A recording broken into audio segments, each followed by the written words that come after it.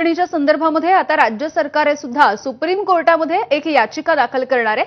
कोल्हापूर आणि सांगलीच्या लोकप्रतिनिधींच्या शिष्टमंडळाची मुख्यमंत्री देवेंद्र फडणवीस यांच्यासोबत आज विस्तृत अशी बैठक झाली। या बैठकीमध्ये महादेवी हत्तीण परत आणावी अशी आपली सुद्धा इच्छा आहे। आता या संदर्भामध्ये याचिका करून सरकारही पक्षकार होणार आहे असं मुख्यमंत्र्यांनी म्हटलंय। मात्र मुख्यमंत्र्यांनी प्रकरण न्यायप्रविष्ट असल्याचं सांगत हात वर केल्याचा आरोप राजू शेट्टींनी केला। वनतारामधल्या अभयारण्यातल्या व्यवस्थेवरती सुद्धा राजू शेट्टी यांनी काही सवाल उपस्थित केले। राज्यामधून वनतारा इथे गेलेले काही हत्ती हयात नाहीत असं अजित पवार म्हणाल्याचं शेट्टी यांनी नमूद केलंय।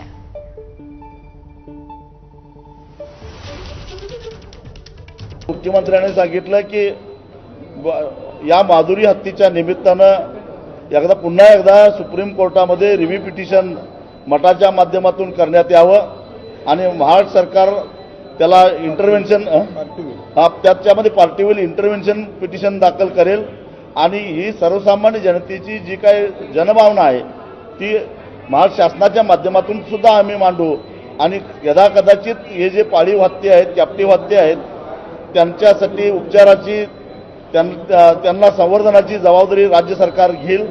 परंतु न्यायप्रविष्ट बाब आहे।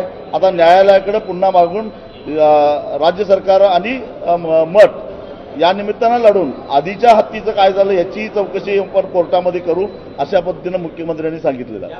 एकूणच वनतारा आणि पेटा हे दोन्ही संशयाच्या भोवऱ्यात आहेत।